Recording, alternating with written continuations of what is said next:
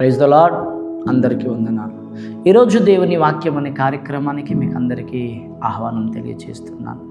నేటి దిన మూల వాక్యము కీర్తనల గ్రంథం 22వ అధ్యాయం 6వ వచనం. నేను నరుడను కాను, నేను పురుగును, నరుల చేత నిందింపబడిన వాడను, ప్రజల చేత తృణీకరింపబడిన వాడను. చూడండి ప్రియులారా, ఇక్కడ చదివిన లేఖన భాగంలో మనం గమనిస్తే వాక్యం సెలవిస్తూ ఉన్నది, నరుడను పురుగును అనే రెండు విషయాలు మనం చూస్తూ ఉన్నాం. అయితే నేను నరుడను గాను కానీ నేను పురుగును అని వాక్యం సెలవిస్తుంది. ఇక్కడ వ్రాయబడినటువంటి మాటలు యేసుక్రీస్తు వారి కొరకు వ్రాయబడినటువంటి ప్రవచనాలుగా పండితులు మనకు చెప్తారు. మనం వింటూ ఉన్నాం అనేక ప్రసంగాల్లో. మరి గుడ్ ఫ్రైడే శుభ శుక్రవారం రోజు కూడా ఈ మాటలు ఎత్తిపట్టి చెప్తూ ఉంటారు. మంచిది. ఏదేమైనప్పటికీ ప్రియులారా, ఇక్కడ లేఖన భాగంలో మనం గమనిస్తే వాక్యం సెలవిస్తూ ఉన్నది చాలా స్పష్టముగా, నేను నరుడను కాను అనే విషయాన్ని ప్రతి ఒక్కరు గమనించాలి.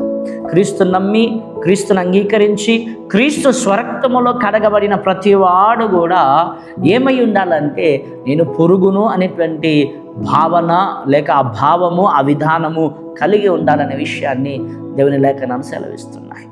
ఎందుకనంటే యేసు క్రీస్తు వారి యొక్క జీవిత విధానము నరుడుగా కాకుండా పురుగుగా ప్రత్యక్షమైనట్లుగా ఈ భూలోకంలో మనం చూస్తూ ఉన్నాం.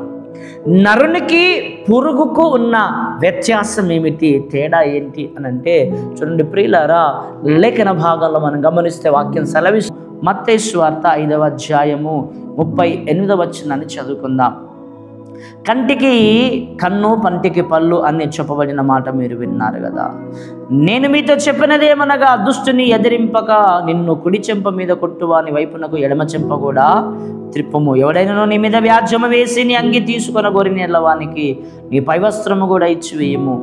ఒకడు 1 మైలు దూరము రమ్మ నిన్ను బలవంతము చేసేలా వానితో కూడా 2 మైళ్ళు వెళ్ళము. నిన్ను అడుగువానికిమ్ము, నిన్ను అప్పు అడుగగోరు వాని నుండి నీ ముఖము త్రిప్పుకొనవద్దు. నీ పొరుగువాని ప్రేమించి నీ శత్రువులను ద్వేషించమని చెప్పబడిన మాట మీరు విన్నారు కదా. నేను మీతో చెప్పినదేమనగా, మీ పరలోకమందున్న మీ తండ్రికి కుమారులై ఉన్నట్లు మీ శత్రువులను ప్రేమించుడి, మిమ్మల్ని హింసించు వారి కొరకు ప్రార్థన చేయుడి. చూడండి ప్రియులారా, ఇక్కడ లేఖన భాగంలో మనం గమనిస్తే 38వ వచనం నుంచి 44వ వచనం వరకు మనం చదువుకున్నాం. ఈ చదివిన లేఖన భాగంలో మనం గమనిస్తే వాక్యం సెలవిస్తుంది, ధర్మశాస్త్ర ప్రకారంగా కంటికి కన్ను, పంటికి పన్ను అన్నట్టు. ఎవడైనా ఒక చెంప మీద కొడితే మరలను ఇంకో చెంప మీద కొట్టు అని ధర్మశాస్త్రం చెప్తూ ఉన్నది. ఎవడైనా నిన్ను గాయపరిస్తే నువ్వు తిరిగి గాయపరచుమని వాక్యం సెలవిస్తుంది ధర్మశాస్త్ర ప్రకారంగా.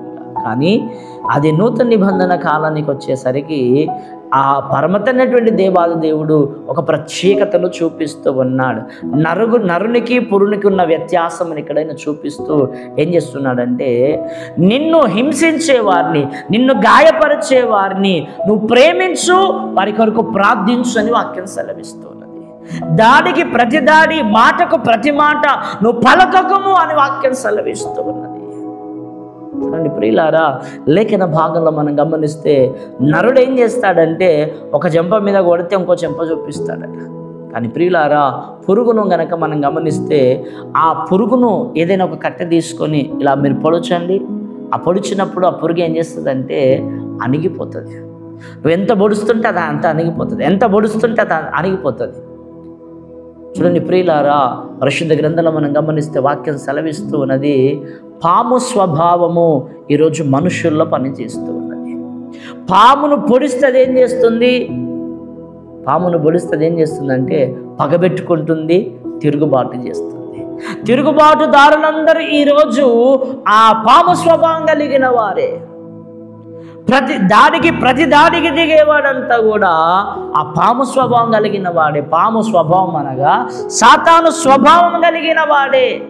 సాతాను స్వభావం కలిగిన వాడే. ఎందుకనంటే వాక్యం సెలవిస్తూ ఉన్నది, నీవు ఎదుటివారిని ప్రేమించు, ఎదుటివారిని గౌరవించు, ఎదుటివారిని హింసించకు, ఎదుటివారిని గాయపరచుకని బోధన ఇక్కడ కొండ మీద ప్రసంగంలో యేసుక్రీస్తు వారు సమాజానికి చెప్తూ నేర్పిస్తూ ఉండడమే కాకుండా తాను ఆ విధంగా జీవించాడనే విషయాన్ని లేఖనం సెలవిస్తున్నది. తనని ఎంతమంది అవమానపరిచినా, ఎంతమంది ముళ్ళ కిరీటం పెట్టి కొట్టినా, కొరడాలతో కొట్టినా, ఉమ్మంపై ఉమ్మ వేసినా, ఎంత అవమానపరిచినా, ఎంత గాయపరిచినా తన రక్తమే ధారపోసాడు. కానీ కటిక వాని ఎదుట గొర్రె మౌనంగా ఉండినట్లుగా ఆయన మౌనంగా ఉన్నాడే కానీ ప్రతిదాడి చేయలేదు. ఆ ప్రతిదాడి చేయడానికి ఒక సమయం ఉంది, ఒక దినం ఉంది, కానీ దాని కొరకు ఆయన ఎదురు చూశాడు. చూడండి ప్రియులారా, యేసుక్రీస్తు వారు జీవించిన జీవిత విధానము మనకెంతో ప్రాముఖ్యమైనది, మనకెంతో శ్రేష్టమైనది, మనకెంతో ఆశీర్వాదకరమైనది. యేసుక్రీస్తు వారు మందిరంలోనికి వెళ్ళి నా దేవుని మందిరమును ఏం చేశారు? మీరు వ్యాపారపు టిల్లుగా చేసేసారని కొరడా పట్టుకొని అందరినీ బయటికి వెళ్ళగొట్టేసి అక్కడ దాడి చేశాడు. ఆ గొర్రెలు, ఆ మందలు, ఆ వ్యాపారం చేసే వాళ్ళందరినీ ఎక్కడి నుంచి వెళ్ళగొట్టేశాడు. కొరడా పట్టుకొని కొరడా తులిపించాడు. దాని తర్వాత ప్రాముఖ్యమైన సమయంలో నిందలు పడుతున్నాడు, అవమానాలు పడుతున్నాడు, గాయపరచబడుతున్నాడు, ఓర్చుకుంటున్నాడు, సహిస్తూ ఉన్నాడు. కనుక ప్రియులారా, అన్యాయము కొరకు, అక్రమాల కొరకు, మోసం జరుగుతున్న కొరకు అక్కడ నువ్వు నీతిమంతునిగా నువ్వు నిలబడు, వ్యాజ్యమాడు. కానీ అన్యాయం లేని చోట నిన్ను నిందించినప్పుడు, నిన్ను అవమానపరిచినప్పుడు, నిన్ను హేళన చేసినప్పుడు యేసుక్రీస్తు వారు తన ప్రేమ కనపరిచినట్లుగా నీ ప్రేమ సంఘానికి, నీ ప్రేమ నీ కుటుంబానికి, నీ ప్రేమ నీ బంధుత్వానికి, నీ ప్రేమ ఈ లోకానికి నువ్వు పంచవలసిన వాడివై ఉన్నావు. ఆ పంచకుండగా నువ్వు ప్రతి దాడికి నువ్వు దిగేవావు అనుకో, ఆత్మను రక్షించలేవు, ఆత్మకు ప్రేమను కనపరచలేవు, ఆత్మను నీవు క్రీస్తుకు సాక్షిగా మలచలేవు, మార్చలేవు అనే విషయాన్ని దేవుని యొక్క లేఖనాల్లో మనం చూస్తున్నాం. వాక్యాలు అనేకంలో మనకు తెలియజేస్తున్నాయి. కీడుకు ప్రతి కీడు చెయ్యకండి, మాటకు ప్రతి మాట ఇవ్వకండి, కంటికి కన్ను తీయకండి అని లేఖనాలు సెలవిస్తున్నాయి. చూడండి ప్రియులారా, లేఖన భాగంలో మనం గమనిస్తే మనం నేర్చుకోవాల్సింది ఈ నేటి దినమున చాలా ప్రాముఖ్యముగా నీవు దైవ ప్రేమ కలిగి జీవించవలసిన వాడివై ఉన్నావు, దైవ చిత్తమును నెరవేర్చవలసిన వాడివై ఉన్నావు. చూడు, మూల వాక్యం సెలవిస్తుంది, నేను నరుడనుగాను, నేను పురుగును అని అంటుంది. పురుగు వలె నువ్వు జీవించాలా, అణిగిమెనిగి ఉండాలా, దైవ ప్రేమను నీవు వ్యక్తపరచాలనే విషయాన్ని దేవుని యొక్క లేఖనాలు మనం చూస్తున్నాం. చూడండి ప్రియులారా, సొలొమోను రాసినటువంటి సామెతల గ్రంథము 10వ అధ్యాయము 12వ వచన భాగాన్ని చదువుకుందాం. పగ కలహము రేపును, ప్రేమ దోషములన్నిటినీ కప్పివేయునని వాక్యం సెలవిస్తుంది. చూడండి ప్రియులారా, ప్రేమ ఏం చేస్తుంది? మనుషులో ఉన్న పగ, కోపం, కక్ష, ద్వేషం, అసూయ ఏం చేస్తుంది? ఈ పగలు, ఈ కోపములు బంధుత్వాన్ని దూరం చేస్తాయి, మనుషులను దూరం చేస్తాయి. అది నీ ఉద్యోగంలో కానీ, నీ ఇంట్లో కానీ, నీ సంఘములో కానీ, ఎక్కడైనా సరే నీలో ఉన్నటువంటి అహం, నీలో ఉన్నటువంటి పగ, కోపం, ద్వేష, అసూయ, కపట నడత ఇవన్నీ కూడా ఏం చేస్తాయి అంటే నిన్ను అందరినీ దూరం చేస్తాయి. నువ్వు అందరికీ దూరం అవుతావు.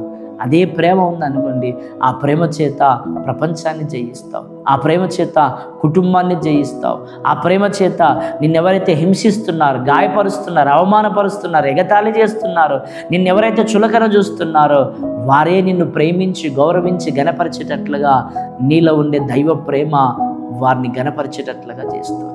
కనుక ప్రియులారా, మనము ప్రతి దాడికి దిగకూడదు, మనము ప్రతి మాటకు బదులు పలకకూడదు. యేసుక్రీస్తు వారు నోరు తెరవలేదట, మౌనముగా ఉన్నాడట. కారణం ఏంటంటే ఆయన నోరు తెరిస్తే నీకు క్షేమం ఉండేది కాదు, నీకు రక్షణ ఉండేది కాదు. కనుక ఆయన మన కొరకు సహించినట్లుగా కొన్ని విషయాల్లో మనము కూడా సహించవలసిన వారమై ఉన్నాం, ఓర్చుకోవలసిన వారమై ఉన్నాం, భరించవలసిన వారమై ఉన్నాం. కీడుకు ప్రతి కీడును మీరు చేయకూడని నేటి యొక్క లేఖన భాగాల్లో మనం చూస్తున్నాం. చూడండి ప్రియులారా, లేఖన భాగంలో మనం గమనిస్తే దేని వాక్యం చాలా స్పష్టముగా అనేక విషయాలు మనకు తెలియచేస్తూ ఉన్నది.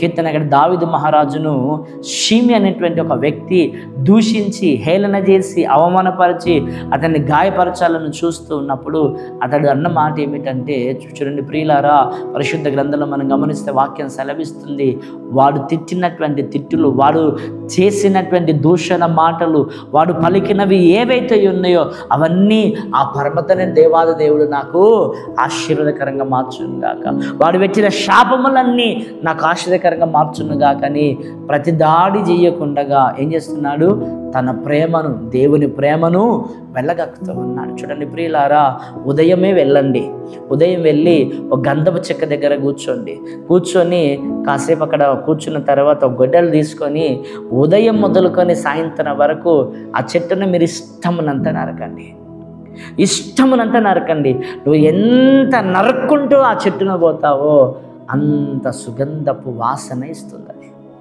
నన్ను ఇంత కొడతారా, ఇంత నరకుతారా, ఇంత నన్ను వేధిస్తారా, ఉదయం నుంచి సాయంత్రం వరకు ఇంత చేస్తారా అని అది కోపగించుకోదు, అసహించుకోదు. దానికి ఉన్న లక్షణం ఏంటంటే, దాన్ని నువ్వు ఎంత గాయపరుస్తూ ఉంటే, ఎంత నరుకుతూ ఉంటే అంత సువాసన వెదజల్లుతుంది.